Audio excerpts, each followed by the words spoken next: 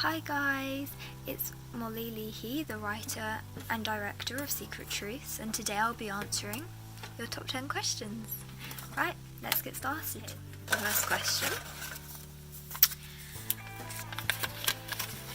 What was the inspiration for this show? I think it's so hard to pinpoint just one thing because with the whole Madeleine McCann, I'm sure many of you have watched the documentary that's now out on Netflix, and all these other shows. I was particularly inspired by The Missing. That was an amazing show. If you haven't watched it, I highly recommend it. I think it's just so in the news, but it really isn't. It's not. You hear people go missing, but you don't hear anything else. You just hear that they go missing, and you see so many things on social media about missing people. I think it's really important to talk about these things and instead of shy away from them like people do, and really raise awareness about the subject. Okay, number 2. What was filming like? Oh, it was so much fun. Everyone was such a laugh. I mean, I couldn't have asked for a better cast or crew, to be honest. They were all so amazing, and it was amazing. It was lovely. It was so much fun. They really took into their role, and I think seeing the characters come alive that I'd written was so amazing, and for it to become one big piece was just incredible to watch and genuinely be a part of. Number 3. Do you hope it will open for a bigger discussion about missing people? Yeah, I do in a way, because as I said before, you hear about these things in media and the news and all of that, but they're not talked about enough or specifically, and I think we do need to speak about them because they do happen. They happen to anyone and everyone, and I think by raising awareness of it helps find more people and support the families, of these missing people. Okay, next question. This is such a sensitive topic. Were you scared to write about it?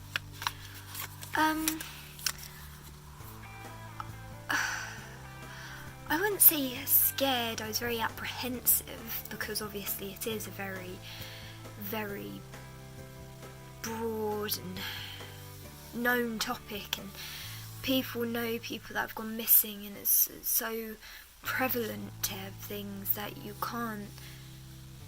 don't know where to draw a line and to say, okay, no more, I guess. I think, yeah, it is very hard to write about, and the fact that it's something that needs to be written about because it's something that needs to be expressed and talked about and made known, but it's hard to do it without hurting anyone or upsetting anyone, because obviously it's very hard and it's a horrible thing. So yeah. Okay, next question. How hard was it to create these characters? I think creating them wasn't so hard. I mean, obviously you had to write them, and I think you had to get every part of the story straight, and from very early on you had to decide what role they were going to play. So if they were going to play the hero or the anti-hero or the vigilante or the villain, and I think you needed to progress their character. Personally, I had to progress their character along with the storyline. So as the storyline grew thicker, the characters became more layered and more complex and complicated, but the cast, I'm telling you, really, really stuck into it, and I think it was really hard for some of them because of the topic, obviously, of the show. And but yeah, they were amazing, and it was brilliant to see it happen and to write these characters, because there's such a wide variety of them, that being able to create these people was incredible. Okay, what is the plot of the show? Okay, so for anyone who hasn't watched it, it is about 3 missing girls who've been missing for a while now, and then new evidence. So someone has spotted one of these girls appear in a car in a shop, and then the police are notified, so the case gets reopened, as they hope it would. But as it gets reopened, the person who worked the case before comes back onto it after having left the police force, and now they've got a new one, Hannah Owens, and she is, and then her daughter unfortunately ends up disappearing as well, and the whole series is about unravelling this mystery and where have these girls been, and who had them, and why, and why did they turn up if they've been taken. It's just a big mystery, and it's got to be solved, I guess. Yeah, sorry I've got this piece of hair, but I'm gonna ignore it. What are you most excited about? Ooh. There's a really good plot twist halfway through, involving one of the girls and one of the girls' mums, who is played by Lauren Glynn, and it is spectacular. Like, even writing it, I was a bit like, what? But I'm really excited to see what you, the viewers, would take away from it, because I think it can be misconstrued. I think it can be taken in differently. People can, see it in different ways, and then at the end it will come together, and I think it will become a lot clearer. But the thing I'm most excited about is definitely the plot twist and seeing the characters develop as the show goes on. What was it like seeing your writing come to life? Incredible. Like, I can't even explain it. The actors themselves, just everything they did, down to the little gestures, was just how I exactly imagined the characters.